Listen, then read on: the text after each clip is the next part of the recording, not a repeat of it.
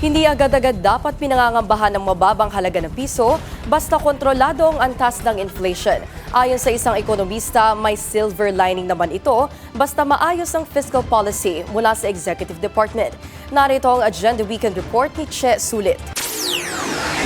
Flexible ang exchange rate ng Pilipinas. Yan ang paalala ng economist na si Jonathan Ravelas sa pangamba na patuloy ang pagsadsad ng piso kontra US dollar. A weaker peso, in the eyes of foreigners, we are cheap. So this will eventually boost remittances and it will narrow the deficit. It's always a balance. Sang-ayon dito si Philippine Exporters Confederation or PhilExport President Sergio Ortiz Luis Jr.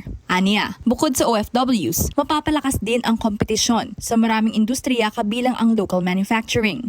Marami ng Pilipino ang umaasa sa dollar. Dadagdag mo pa yung exporter, dadagdag mo pa yung mga sa tourism, dadagdag mo pa yung mga farmers na natatalo sa imported na bigas. Babala ng PhilExport, napapag-iwanan na ng ASEAN neighbors ang Pilipinas sa exports dahil kulang umano ang suporta mula sa pamahalaan. Una nang naglabas ng depreciation forecast ang mga eksperto mula sa De La Salle University. Aabot daw ng 63.50 ang halaga ng piso kontra dolyar, dulot ng pagtaas ng presyo ng imported oil at negative real interest rates. Nagiging negative ang real interest rates kapag mas mataas ang antas ng inflation kumpara sa nominal rates na ipinapataw sa loan sa bangko. Sinabi naman ni Bangko Sentral ng Pilipinas Governor Eli Remolona Jr. sa isang interview, okay lang kung umabot ng 63.50 ang palitan ng piso sa dolyar kung ito naman ay measured. Pero binatikos umano ito ng isang senior cabinet official. It has to be controlled two ways.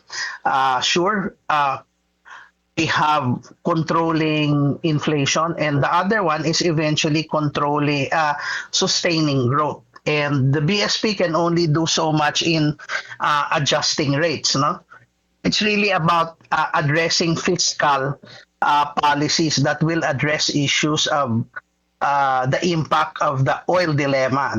Ani Ravelas, dapat aksyonan na ng administrasyon ang mga hamon sa energy resilience at food security ng Pilipinas. Ayon din sa mga eksperto, oras na para bigyan ng certainty ang investors ng bansa at bigyan ng long-term solutions ang problema ng ekonomiya. Para sa Agenda Weekend, Che Sulit, Billionaire News Channel.